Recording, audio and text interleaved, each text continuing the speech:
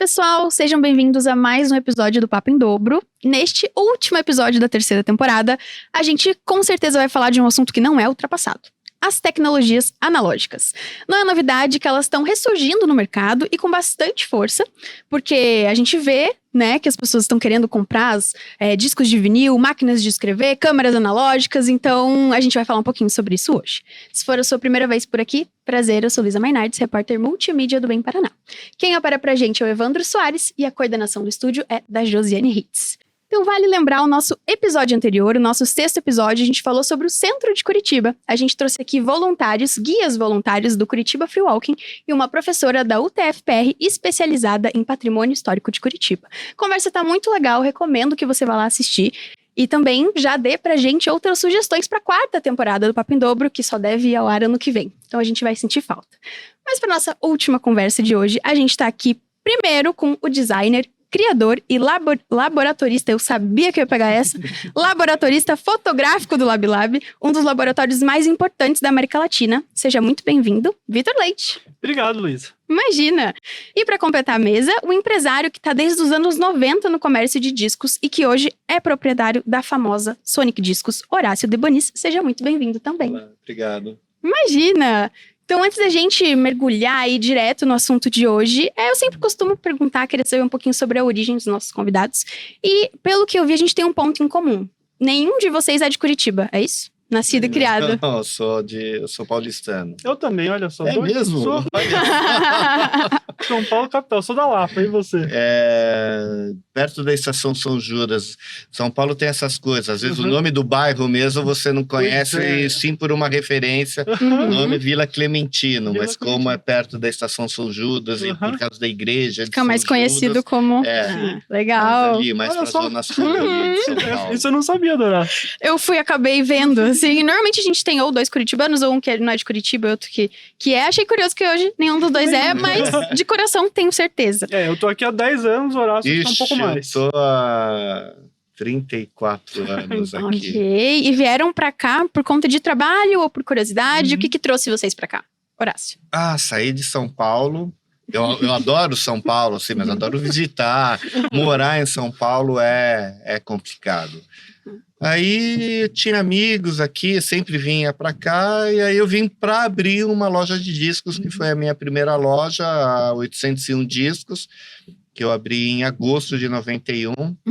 Então, tem 34 anos que eu tô aqui, 34 anos trabalhando com disco. Uau, já chegou colocando sua marca de referência aqui. É o homem dos discos. Abrindo com a minha coleção. Que legal. Minha coleção. Que legal. E você, Vitor, foi a trabalho? Eu também.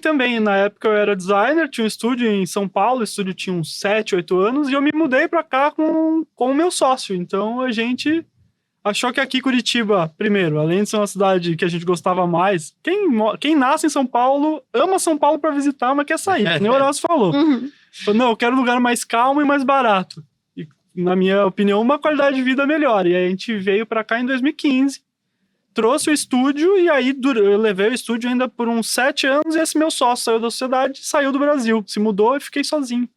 E aí nessa mesma época eu comecei a fotografar, comecei a aprender a revelar meus próprios filmes, e em 2019, a gente abriu o LabLab oficialmente. Mas eu vim com o design, com o estúdio de design. Vim a trabalho procurando um lugar mais legal para morar. Legal, faz sentido. É a história de muita gente mesmo. Hoje o que traz vocês no programa são as suas paixões, mas claro que um ser humano tem várias paixões. Mas hoje a gente trouxe especificamente a fotografia e a música. Então eu preciso perguntar de onde que isso surgiu. Horácio, disco de vinil, especificamente, a música, como que você se apaixonou por isso na sua vida? Bem, na época em que eu comecei a colecionar, comecei a ouvir música, era só vinil mesmo. Não tinha escolha. Era isso. E eu tenho um irmão mais velho, ele é cerca de 10 anos mais velho, então ele colecionava, ele tinha discos, mas aí tinha um amigo dele que tinha muito disco, aí eu ia pequeno, sei lá, 11, 12 anos, assim, ia na casa desse amigo do meu irmão, com o meu irmão, e ele tinha um baú, assim, eu ficava olhando. Não entendia nada, né? Que hoje você pode fuçar na internet e achar muita coisa, mas na época...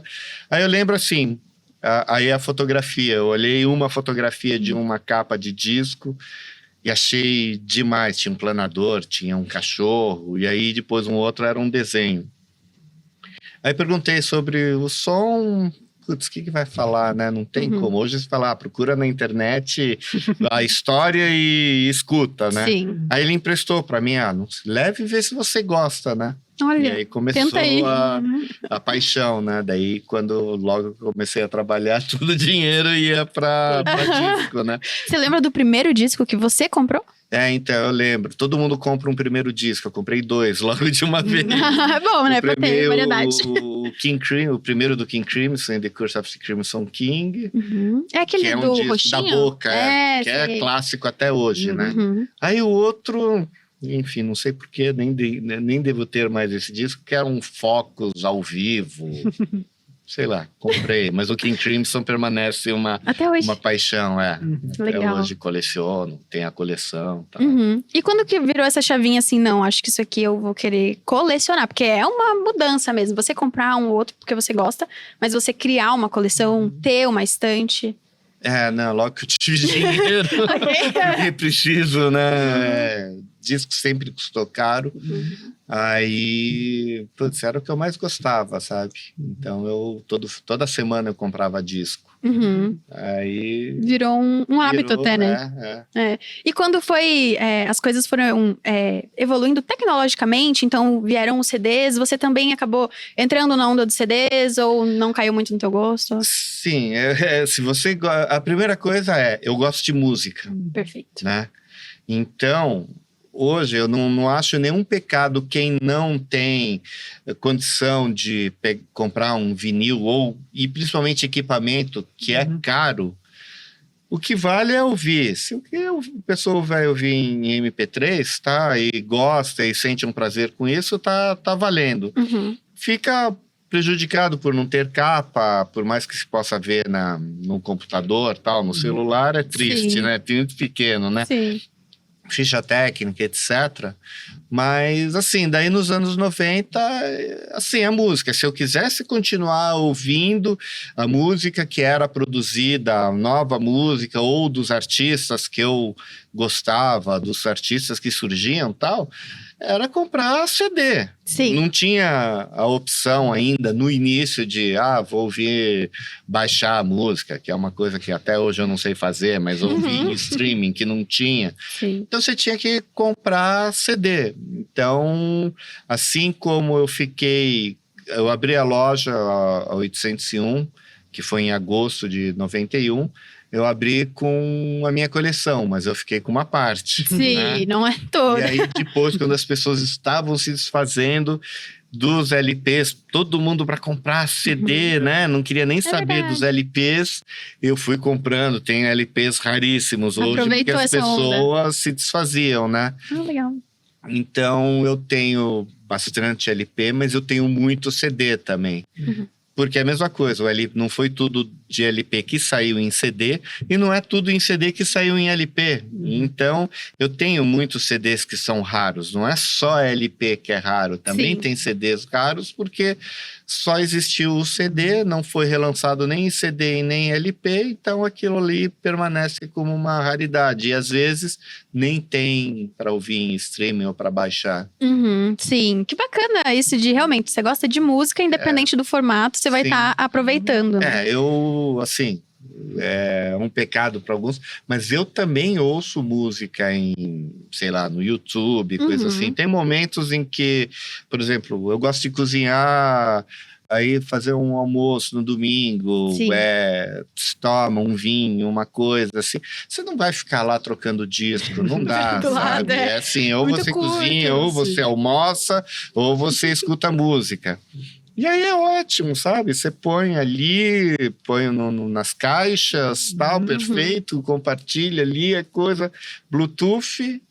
Não se preocupa. Eu tô ouvindo ali, ótimo. Não vou pegar com a mão, sabe? Eu queimar alguma coisa lá, porque eu tô trocando o disco, né? Então, acho que sempre é válido. Agora, sempre que eu posso, escuto vinil. um CD que também tem qualidade boa. Sim. E você se identifica, Vitor, isso de eu gosto de música independente do formato. Você já gostava de fotografia antes de conhecer a fotografia analógica? Já. Inclusive, essa é uma opinião que eu divido também com o Horácio, que muita gente acha que a gente, ou no LabLab, ou eu particularmente, você conta a fotografia digital. Eu falei, gente, fotografia é fotografia, com celular é fotografia, com câmera digital, com câmera analógica, eu gosto de fotografia, eu não gosto só de fotografia analógica. Sim. Mas é eu tenho essa mesma ideia do Horácio pra música. Uhum. E da minha parte, do que você perguntou pra ele, né, o início pra mim foi meio junto com o design, assim, né? No meu TCC de design gráfico, que eu também fiz lá em São Paulo, eu fiz um TCC sobre jazz brasileiro, sobre a origem do jazz brasileiro. Aí entrevistei o pessoal do Zimbo Trio, Hermeto Pascoal, Raul de Souza, Ayrton Moreira. Entrevistei essa galera, tipo, base do jazz brasileiro. E lá eu comecei a ficar louco também pelas fotos de capa de disco. Então a gente estava conversando aqui antes de começar a gravar das capas da Blue Note, do Ray Miles, do Francis Wolff, da galera que fazia essas capas, que fotografava e fazia arte gráfica dessas capas. Isso também me chamou muito a atenção. Sim. Então ali foi um ponto que eu comecei a me apaixonar pela fotografia. Aí na minha infância, eu sou de 1990, então na minha infância eu usei câmera analógica, quando criança, depois tive uma digital, e aí eu comprei uma analógica de novo em 2017, mais ou menos. Uhum. E ali eu me apaixonei pelo processo da revelação mesmo, processo químico, e foi ali que eu me afundei, no processo químico mesmo, não tanto na fotografia. Hoje eu fotografo muito com todos esses formatos de filme e tal, mas o que pegou pra mim foi o processo. O que te pegou no processo? Assim, eu vi que nas suas redes você comentou bastante sobre desenvolver o próprio processo, ou até processos mais baratos, como a gente pode também falar sobre o cafenol, que é um processo bem, até parece meio alquímico, assim, de tipo, pega o que você tem e vai, assim. Então, o que te pegou? É justamente isso de ser algo que você pode explorar e se aventurar e inventar? Muito foi porque no meu estúdio de design a gente criava marca através de processo manual. Então, assim, eu sempre estudei processos artísticos. E eu tinha essa facilidade. Teve uma coincidência que não foi muita coincidência, assim, foi que a gente alugou aqui em Curitiba o espaço que era um antigo estúdio fotográfico do José Kalkbrenner, que é o primeiro fotógrafo de publicidade. Ele tem 93 anos hoje. E o ano passado, o ano retrasado, tem uma exposição bem legal dele no MIS, assim. Então, eu dividia o espaço ali do Kalk. E aí, a gente via a coleção de câmeras dele. E ele tinha os equipamentos para revelar. E minha primeira revelação foi em cafenol. Que legal! Então, para quem não conhece, cafenol é um processo, né? Que você mistura café instantâneo, né? Barrilha de piscina, vitamina C. Eu acho que é só. E aí você pode fazer alterações na fórmula. E aí a primeira vez que eu revelei, não tinha acesso aos químicos que eu tenho hoje. E aí eu fiz em cafenol junto com o Kalk. Então o Kalk carregou o filme para mim no carretel que eu ainda não sabia. Eu preparei o químico, a gente revelou junto e eu me apaixonei. Sim. E aí o lance das fórmulas alternativas. Há mais ou menos uns 8 a 10 anos atrás, o E6, que é aquele tipo de filme que é o positivo, né? Que a gente faz esses slides, que nesses slides aqui que a gente fez pro Ainda Estou Aqui, que é o filme positivo, né? Ele sai já pronto, entre aspas. Sim. Ele não era mais revelado no Brasil, porque mudou uma legislação pela Polícia Federal e a Polícia Civil, e eles proibiram o Brasil de importar uma substância específica que tinha no processo de revelação do E6. Nossa, que é esse processo. São 6 banhos, um dos banhos tinha uma substância que não podia mais. E aí o Brasil parou de conseguir importar esses kits de revelação que sempre foram fabricados fora desse tipo de filme. Uau! E na publicidade, que é o que o Kalk fazia, e que eu via as chapas 4x5 de cromo, né, positivas, elas eram todas desse processo. E eu me encantei com aquilo, eu falei, não é possível que eu não tenha como fazer isso no Brasil. E aí as coisas da minha vida sempre acontecem de um jeito muito, muitas coincidências. Aí, de repente, um professor da UFPR estava doando 2 latas de filme cromo, que dá 18 bobinas de filme 36 cada uma, estava doando essas latas, coisa mais difícil de acontecer, e aí chegou até mim essas latas, e essas latas possibilitaram que eu conseguisse desenvolver minha própria fórmula para revelar cromo. Uau. E aí eu fiquei mais ou menos 1 ano e meio, com centenas e mais centenas de testes de químico, até chegar num processo que eu chamei de LL4. Então é um substituto do E6 original, E isso em 2019, então, o Brasil, através da gente, voltou a revelar esse tipo de filme. Sim. E isso foi a primeira coisa que fez a gente chamar a atenção da América Latina inteira. Tipo, olha, tem uma galera no Brasil que tá revelando E6 de novo. Sim. Que não era mais E6, né? Era o LL4, mas tá revelando o Chroma de novo. Que legal, algo que a gente nem imagina. Nossa, eu nunca ia imaginar que isso, por exemplo, a proibição de um químico específico ia influenciar nessa outra ponta do processo, assim. Sim, a gente teve que se virar, porque quando você vê um filme positivo pela primeira vez, você fica encantado, né? Você vê, e aí o CAL, que são umas chapas 4x5, né, que faz com esse tipo de câmera aqui. Então você imagina, é um negócio que tem uma resolução literalmente infinita. Sim. E aí você vê aquilo na mesa de luz, é como se tivesse uma tela de 16K de resolução nesse tamanhinho. Aí você vê com o conta-fio ali pertinho. Parece impossível.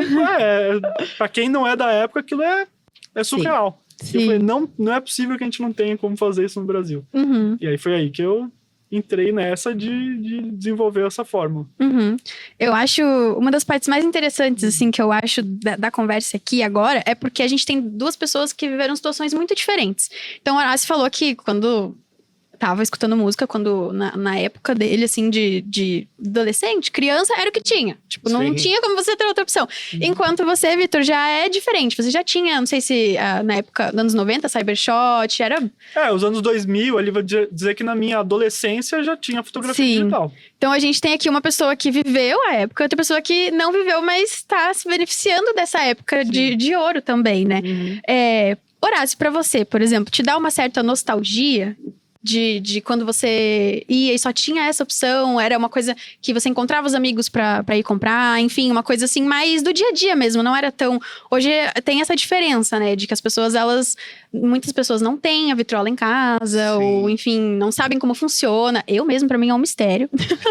Eu acho que você deve escutar isso várias vezes. Sim. Parece uma mágica, assim, eu não entendo, eu vi vídeos pra essa pauta e até agora eu tô tentando entender como é que um risco, assim, um negócio fazendo assim, sai som. Então, como que pra você isso era normal, agora já é um pouco diferente, e hoje em dia, né, como essa nostalgia, assim. Sim. O que era diferente, assim, eu acho, era as pessoas se encontrarem para escutar discos. E hoje eu não sei se as pessoas fazem isso, sabe? Então eu lembro que ou as pessoas iam em casa, ou ia na casa de amigos, aí cada um tinha os seus discos, né? E quanto a comprar, todo sábado praticamente eu ia comprar discos, sabe? E eu ia num lugar relativamente longe, saindo ali perto do Jabaquara para Pinheiros. Eu ia numa loja de discos e ficava ali, encontrava pessoas que no fim fiquei conhecendo, virou amizade ali, e ficava horas na loja de disco, e aí eu voltava com alguns discos para casa todo sábado, né? E aí essa coisa de encontrar disco, emprestar disco, o que eu não recomendo, mas... tipo livro, tipo, sabe? Não tive discos perdidos, assim, para emprestar, mas é que é uma coisa que você não faz, né? Então, quando fazia, emprestar era carro, pra pessoa... dinheiro e disco. Não recomendo. Não, de jeito algum. Mas essa coisa de você escutar com amigos é algo que... E hoje não, sabe, sei lá, tá todo mundo tão cheio eu mesmo em casa é onde eu menos escuto disco, porque, sabe, falta, acho que principalmente companhia, assim, sabe, para você chegar lá e ouvir sozinho, assim, às vezes aí você acaba ficando com preguiça, porque não é fácil... Sabe, lidar com equipamento, lidar com limpar disco e tal, né? Mas de vez em quando, ainda bem que a minha namorada gosta de boa música, de vez em quando a gente escuta, às vezes vão alguns amigos, assim, e logo eu vou ter um equipamento de DJ em casa, daí dá para brincar lá. Uau! Eu já tenho na loja, inclusive coisas que eu já fiz e que eu pretendo, a partir do mês que vem, fazer umas sessões lá que não é a discotecagem no sentido mais tradicional, que é para dançar ou coisa assim, né? Na verdade é selector, é uma seleção de músicas, e a intenção é justamente propiciar que a pessoa tenha uma experiência com um equipamento bom. Legal. Com agulha boa, com um disco em ótimo estado, importado, com caixas acústicas boas e ouvir a música com caixas acústicas e sentir o que é o grave, que é uma vibração, sabe? É uma... Essa diferença. uma diferença, Legal. assim, até física, de você sentir a música, né?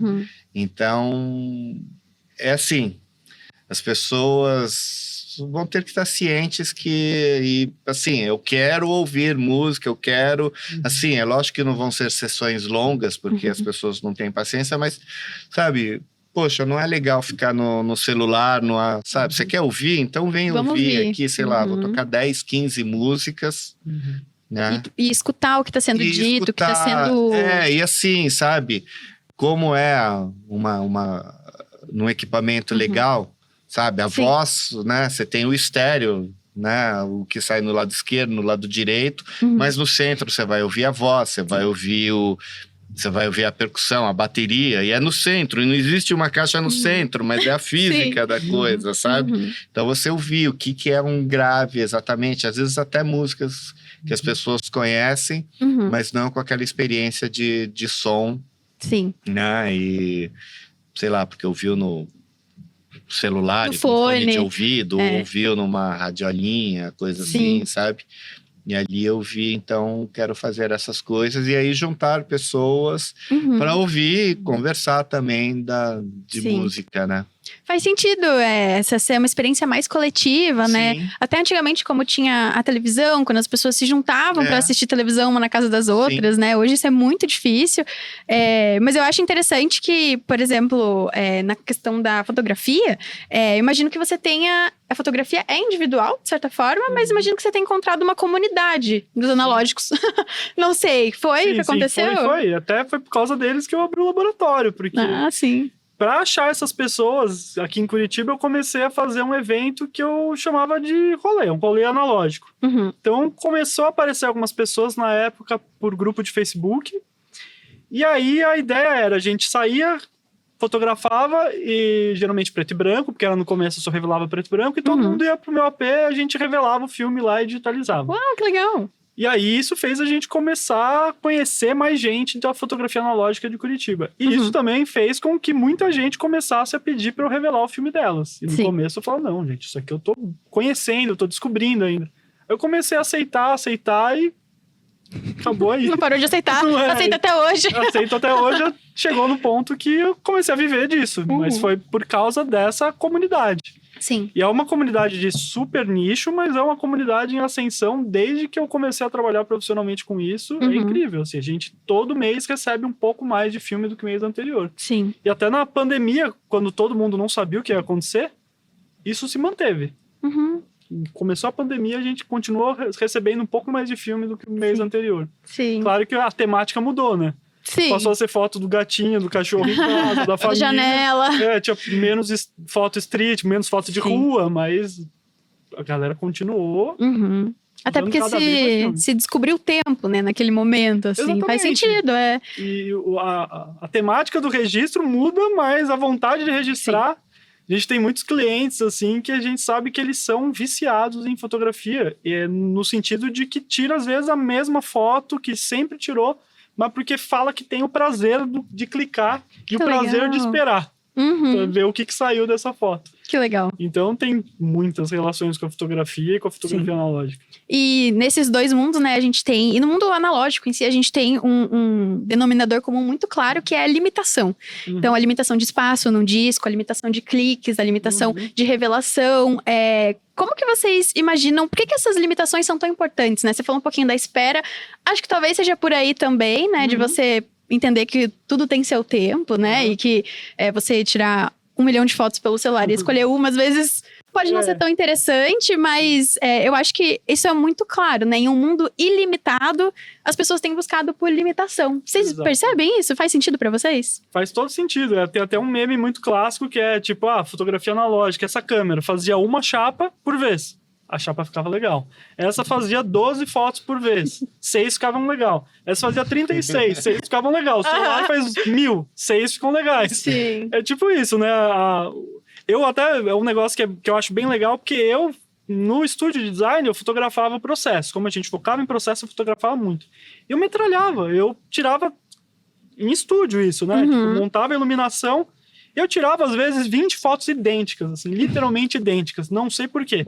E aí depois ficava escolhendo 1 hora pra escolher qual que tava melhor, sendo que estavam Tentando todos iguais. encontrar a diferença, né? Isso, não, isso, mas tipo, aqui, às vezes nem...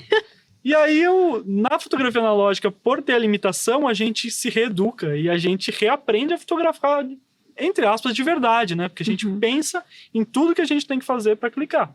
E é isso, a gente tem, num filme, por exemplo, de 36, a gente tem 36 fotos ali. Então, essa reeducação é um negócio que acontece e a gente ouve esse feedback de muita gente que é fotógrafo profissional e começou no digital já. A pessoa fala, eu vou pro analógico porque o analógico me faz pensar em fotografia de novo, me faz parar e pensar, e isso vai pro digital de novo. Então, aí, quando você vai pegar no digital, você não fica tirando 1000 fotos, você vai lá e constrói bem aquela foto e clica, acabou. Sim. E aí você começa a fotografar melhor, porque você pensa mais antes. E eu acho que na música também vem essa desconexão, né? Na fotografia, com certeza, porque você tá ali com o celular, tirando foto, de repente chega um negócio, você vê outro negócio. Eu acho que na música também vem aí, né? Você tá escutando música, daí chega um negócio, alguém liga, sei lá o quê. Enquanto no vinil, ninguém vai te ligar. Quer dizer, pode até te ligar, mas se o celular estiver longe, você não vai ver. Exato. E a coisa do MP3, do digital... Eu falei, é válido tal, mas acontece o seguinte, também é essa questão você tem o mundo, você escuta tudo e na verdade você não conhece nada, você não se dedica, eu acho que são raras as pessoas que se dedicam a ouvir uma discografia, o primeiro, o segundo, a evolução de um grupo, de um artista, né? E o vinil, você tá lá, você vai ouvir aquilo, você tem a capa, você tem o encarte, você tem a ficha técnica, algo que o digital você perde, né? E eu vejo que as pessoas... E assim, as pessoas pararam um pouco com isso, mas, sabe, as pessoas às vezes chegavam...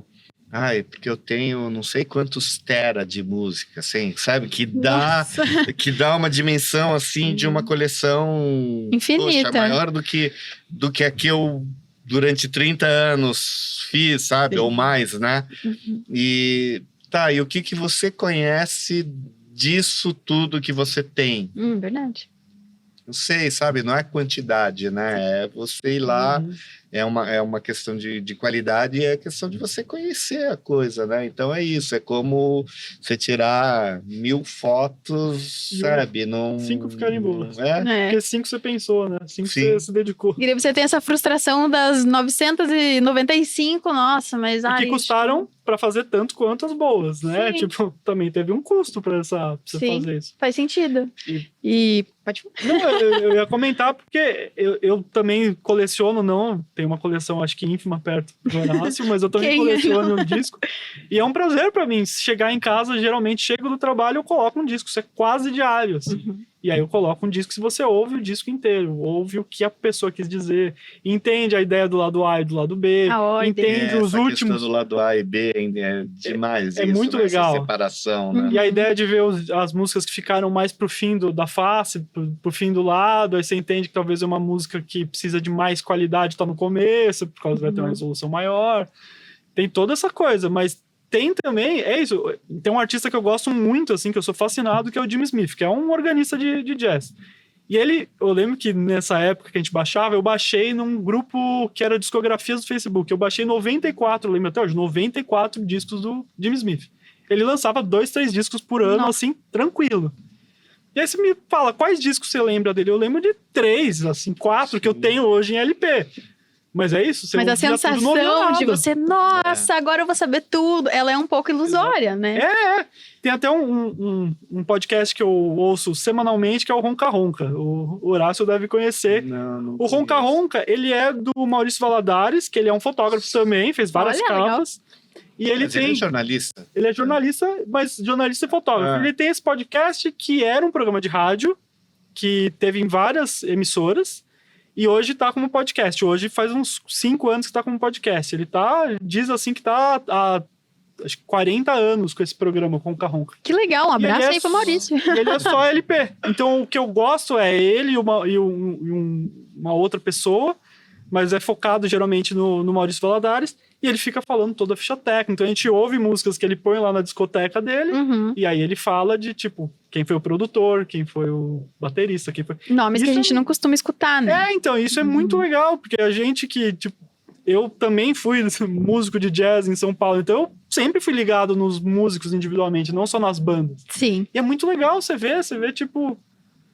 que nem semana passada ele tava tocando uma versão de Ponta de Areia, do Milton Nascimento, só que é uma versão com o Wayne Shorter, que é um saxofonista de jazz super tradicional.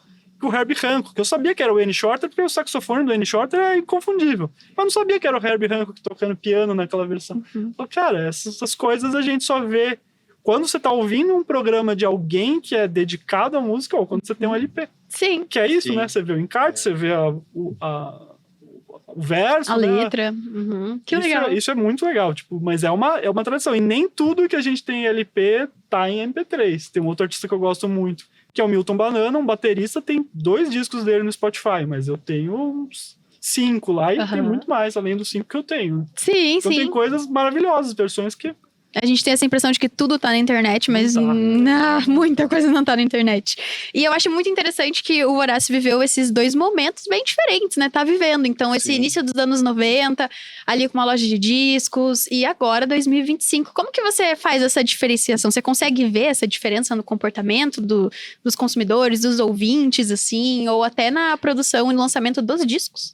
Olha, uma coisa que eu acho muito bacana da época, a Sony, que agora em 1º de agosto vai fazer 10 anos, né?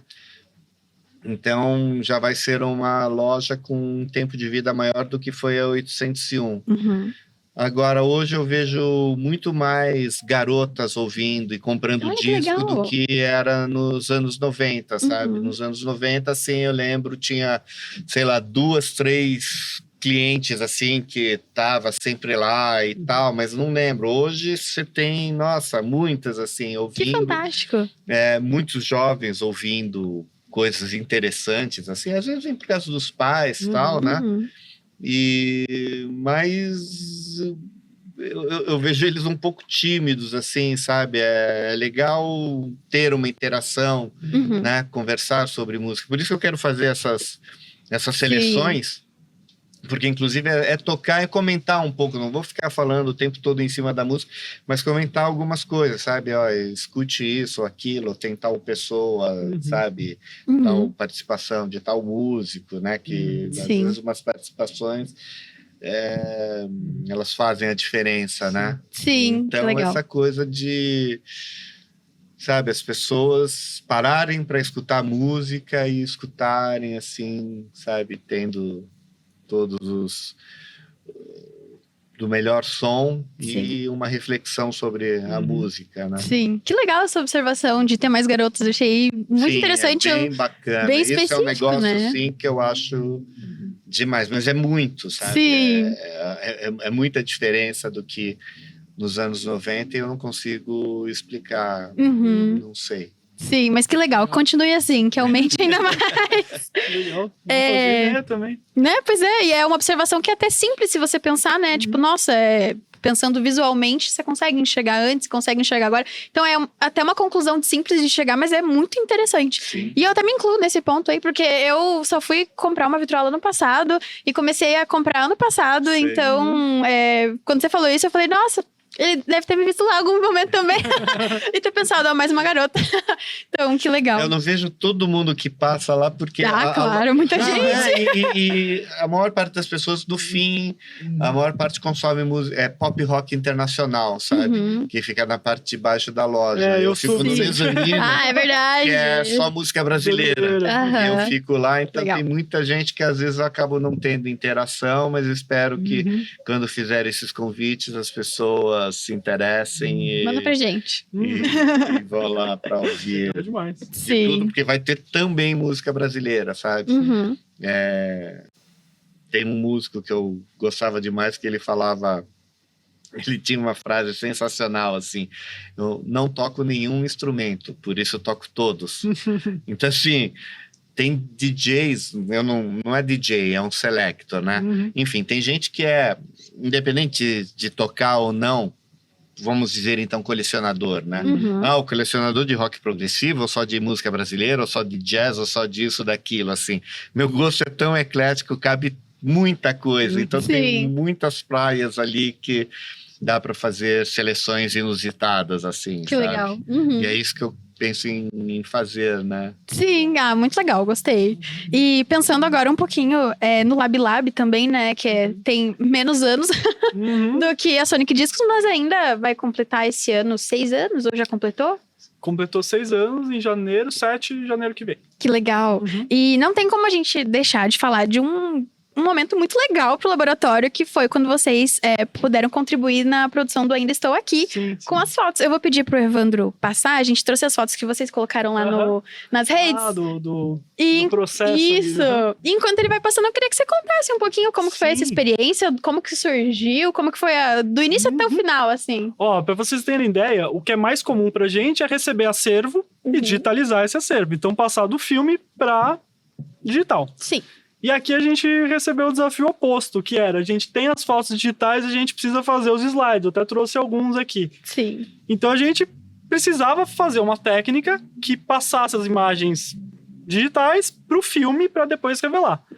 E aí, existia esses equipamentos há uns anos atrás, até os anos 90, alguns laboratórios tinham esse equipamento, mas hoje só tem 2 laboratórios, na Suíça e nos Estados Unidos, que fazem esse tipo de serviço, que é gravação de filme. Uhum. Então você grava o filme com a imagem digital, depois você revela esse filme e monta os slides. E aí, para produção, eles já tinham tentado em alguns lugares, as pessoas tentaram fazer de um jeito meio improvisado, não ficou legal, e eles chegaram na gente. E como é esse tipo de filme que é o colorido positivo, que só a gente revela, eles acabaram chegando na gente. Então eles mandaram isso em... eu tô meio perdido. O filme lançou em outubro do ano passado, então foi mais ou menos um ano antes, assim, Legal. com uma parte do roteiro já, e falando assim, ó, a gente precisa dessas fotos. São 2 séries. As fotos, as reproduções das fotos da família Paiva, já com a Fernanda e com o Celton, e outras fotos que são fotos da luta indigenista. Então, são 2 cenas. A cena que a Eunice tá dando aula, então ela tá usando um projetor de slides, e a cena que ela tá pegando esse acervo de família, né? Que é algumas das que eu trouxe aqui. Nossa, é bem esse conjunto aqui, né? Então, tem as fotos da luta indigenista e outras fotos. E aí a gente teve que fazer 2 versões de cada slide. Uma versão que fica legal pra gente ver na mão, Ok. e uma versão que fica boa pra gente projetar. Porque nem sempre, às vezes, uma que fica perfeita pra projeção, na mão fica escura e você não consegue ver. Uhum. Então você tinha que pensar também nisso e dar um desvio de cor pra fingir que aquelas fotos tinham desbotado com o tempo. E Legal. aí a gente conseguiu fazer, foram 2 levas de filme. E é legal também a gente pensar, até logo pós-Oscar, assim, tem uma entrevista que o Salles, ele fala da preocupação dele com o analógico, com a preocupação dele com Vocês as coisas postaram no Lab Lab, eu acho, esse trecho, né? ser algo tátil. O filme, o Ainda Estou Aqui, foi todo filmado em película. Então você imagina, isso custa muito mais caro, mas dá uma fidelidade quando você está mostrando uma imagem, além de outras coisas. De novo, voltando àquele negócio, eu não sou a pessoa que fala que o cinema digital é ruim ou melhor do que o analógico. O analógico tem muitas vantagens e muitas desvantagens, o digital também. Mas voltando ao nosso papo principal, ele fala disso. E aí você pensa, bom, numa projeção de slides, numa aula, eles podiam simplesmente colocar um projetor digital para simular, mas não, ele queria que fosse de verdade o negócio. E aquela cena que ela aparece de longe pegando... Não dá um zoom. Podia ser um impresso num acetato e colocado ali. Não, mas ele quis pagar mais para que o negócio fosse real. E aí tem muita gente envolvida no filme que a gente acabou ficando sabendo, tipo um cara que tinha uma máquina de escrever específica que ela queria usar, e é um colecionador de máquinas de escrever, e aí a máquina quebra no meio do set, né, para de funcionar, e aí o cara vem para arrumar. Mas tudo isso, tipo, coisas que poderiam ser simuladas, poderiam ser fakeadas, que é super comum no cinema, não. Ele quis que fosse tudo o mais fiel possível. Então ele quis que isso fosse feito em película de verdade, né? Em um tequinho de filme de verdade, não uma simulação. Que legal, prezou realmente por algo que poderia não se prezar, porque faz parte, mas ele decidiu que isso fosse, de fato, feito dessa forma, né? Que era importante para ele ter essa fidelidade. por isso também ele filmou com película o filme inteiro. E como que foi a repercussão pra vocês? Como é que vocês sentiram Nossa. essa repercussão? no A Lab gente Lab? fez até uma piada que quando a gente recebeu essa solicitação, a gente recebeu uma primeira leva, a gente fez, eles gostaram do resultado e pediram uma segunda leva. Nessa segunda leva é que já tinha o nome do filme numa parte do roteiro que era, obviamente, sigilosa ali no momento. E a gente foi procurar e viu, falou, Ainda Estou Aqui deve ser do filme do Rubens Paiva. Deve ser do livro do Rubens Paiva, aliás. E aí a gente já sabia, óbvio, que a gente viu as fotos, que tinha os dois, né? Tinha o Celton e tinha a Fernanda Torres. E aí a gente fez a piada que nessas fotos que a gente mostrou, que a gente, quando tem projeto especial, a gente sempre registra, né? O processo ali. A gente chamou a pasta de Lab Lab vai ao Oscar, já fazendo uma piada. Legal. Imaginando, foi, não, isso aqui tem potencial. Walter Salles, um dos poucos diretores brasileiros que já concorreu ao Oscar no Central do Brasil, com figurões da teledramaturgia. E aí, um ano depois, assim, começou a divulgar o filme. A gente não tinha visto o filme, como ninguém tinha visto, só nos festivais. E aí, Globo de Ouro, e aí, tudo quanto é lugar que ia era aplaudido de pé. A gente falou, olha, eu acho que tem potencial. E aí foi isso. A gente saiu, inclusive, na capa do Bem Paraná, falando há uns meses atrás. E, nossa, deu muita repercussão, assim, muita gente acabou conhecendo o Lab, muita gente acho, começou a fotografar com o filme porque viu que o filme ainda existe. Muita gente, é muito legal ver, porque o nosso público médio, assim, é 25, 30 anos. E tem muito cliente que vai no Lab com os pais, com os avós, e fala, nossa, mas ainda vende, ainda fabrica. Eu falo, olha, se eu te contar que fabrica mais hoje do que nos anos 90, tem mais modelo de filme hoje, câmeras que, né, que nem o Horácio falou. O Horácio pegou também um período ali da ascensão do CD, que os discos começaram a ser descartados, entre aspas, né, vendidos a preço de banana. Eu peguei isso na câmera analógica. Hoje, a Rolleiflex lançou uma nova câmera, a Pentax lançou uma nova câmera, a Kodak lança várias dessas que a gente chama de saboneteira, né, essas câmeras simplesinhas de plástico. Então, é um movimento claro, né? Engraçado. Geralmente a gente chama essas câmerazinhas compactas de saboneteira porque elas parecem uma saboneteira. Sim. São super compactas e são fáceis de usar. Plastiquinho, né? A gente chama geralmente de point and shoot, né? Que é apontar e clicar. Ela faz a fotometria, ela faz o foco. Legal. E essa parece de plástico, mas ela é de titânio, ela é pesada. É uma boa porta de entrada, né? Principalmente pra quem ainda tá... Sim. Eu nunca fotografei analógico. Eu não sei como é isso. E agora eu tava pesquisando no Mercado Livre pra comprar. Então, tipo, realmente é um momento, né? Pra se explorar. Quando eu comecei a fotografar com filme há uns 8 anos atrás, por aí, 7, 8 anos atrás, tava ainda nesse meio que você ainda achava câmeras baratas, assim, tipo... Uma câmera dessa, eu pagava há 7 anos atrás, quando eu comprei a maior parte das minhas câmeras, uns 500, 700 reais. Hoje é 3, 4 mil reais essa mesma câmera. Então, assim, é que nem o disco. Eu tava comentando de um disco que eu comprei em janeiro por um preço, e hoje já tá 3 vezes isso. Então... É assim, né? Vai, crista e vale, né? Sim. Normal. E aproveitando que você falou um pouquinho sobre esses momentos, essas memórias, né? Eu vou pedir pro Horácio contar um pouquinho sobre... Você trouxe uns discos, pelo que eu sei. Sim, trouxe uns discos. E uma coisa que ele falou sobre o tátil, isso é uma das coisas dos LPs, né? Você... por sinal, né? Enfim, é um disco que eu adoro há muito tempo. Sim, pode mostrar pra cá. Primeiro disco do Ney Matogrosso, essa daqui é a edição original, ele foi relançado agora.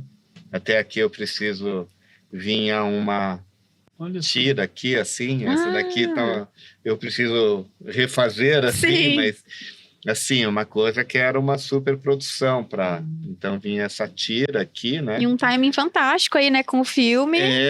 Legal. E aí esse aqui e vinha com esse compacto. Olha só. Que bonitinho. Com as 2 músicas com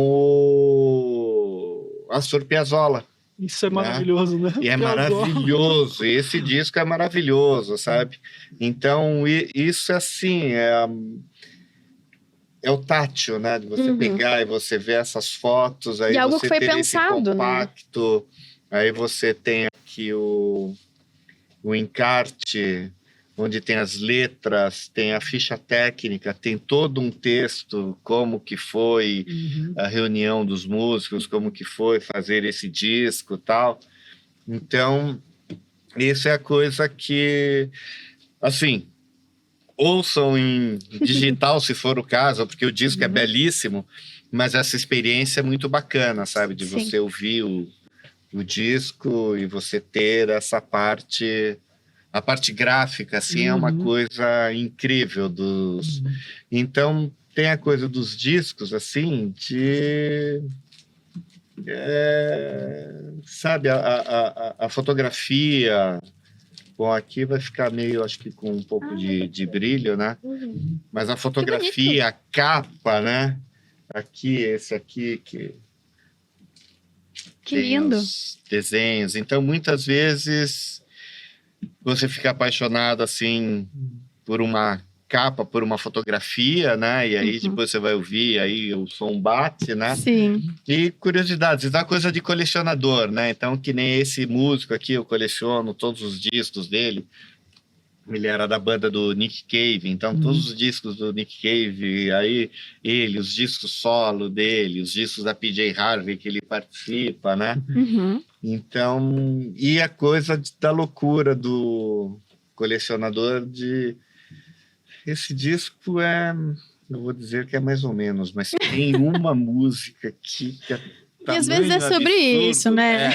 É tamanho absurdo que essa música é o que a gente fala, às vezes, essa música vale o disco, sabe?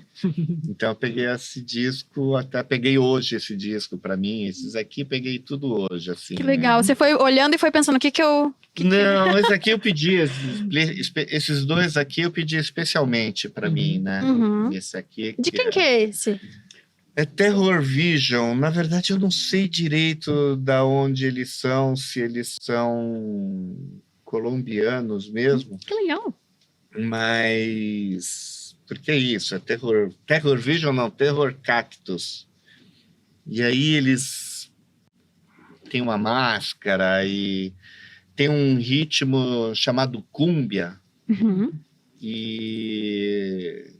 que, enfim, é colombiana, é um ritmo, aquela coisa latina, é uma coisa, né, de um ritmo contagiante, uma coisa que, sei lá, lembra uma salsa, qualquer coisa do tipo, assim. Só que aqui eles fazem justamente o contrário, eles desaceleram a cúmbia.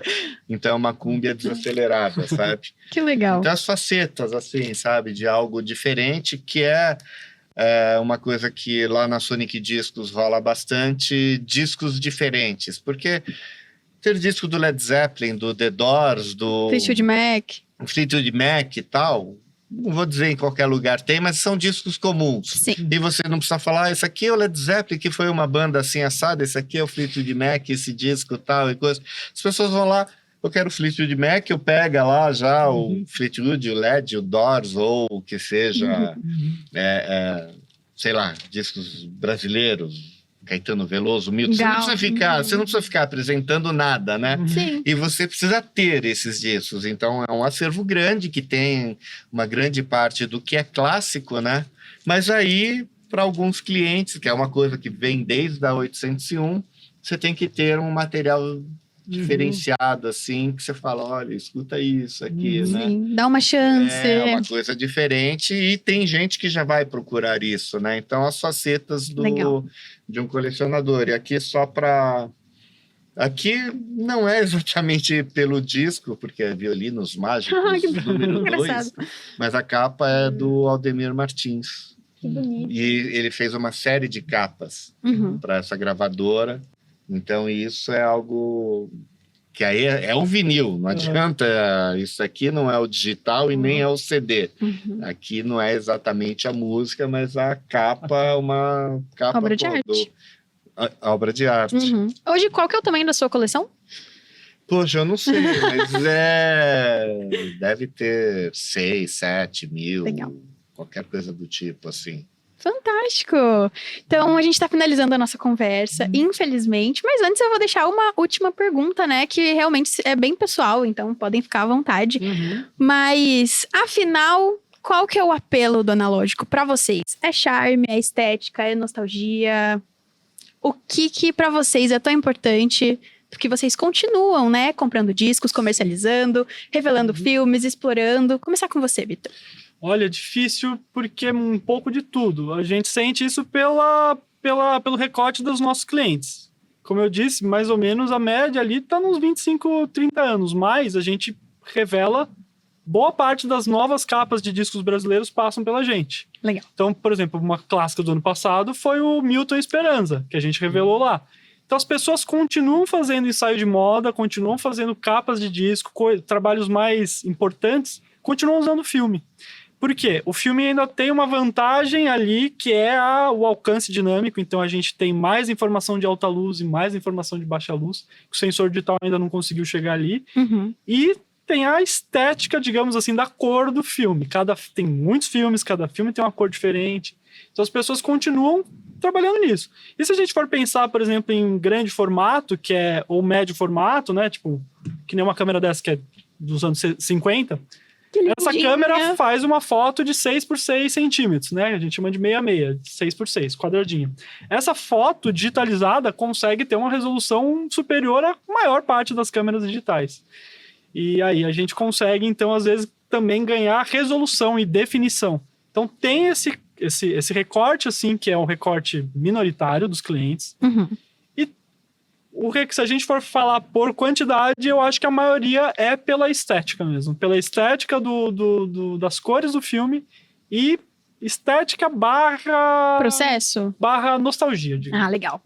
Porque muita gente, é isso, nunca fotografou com filme ou fotografou na infância e quer voltar a fotografar. Legal. E que nem mais ou menos eu tinha comentado, tem muito fotógrafo que usa a analógica para fazer os seus projetos pessoais. Uhum. Então fotografa, mas quando quer fazer sua fotografia, sei lá, de rua, sua fotografia autoral, vai para analógico. A gente tem grandes fotógrafos, são clientes nossos, que é isso. A gente vê as fotos que a pessoa faz para ela porque ela tá cansada de tirar foto de modelo em estúdio, às vezes. Sim, bacana. Então, é difícil, mas pela quantidade eu diria que é a nostalgia e a estética. Legal. E para você, Horácio, por que recorrer ao analógico em um mundo tão digitalizado? Poxa, o analógico tem um charme, o som tem um... Ai, é uma coisa assim... Uma textura. É, uma textura e uma coisa assim, parece meio morna, meio, sabe, que abraça, assim, sabe? Legal. Morna não no sentido sem graça, assim, Pejorativa. sabe? Uma coisa assim que envolve, sabe? É uma coisa quente na medida, eu acho, sabe? Por isso que eu quero fazer essas sessões, assim, para as pessoas terem ideia do que é. Só que envolve coisas como que infelizmente, a fotografia passa por isso também, que infelizmente equipamento é caro, uma agulha custa, sabe?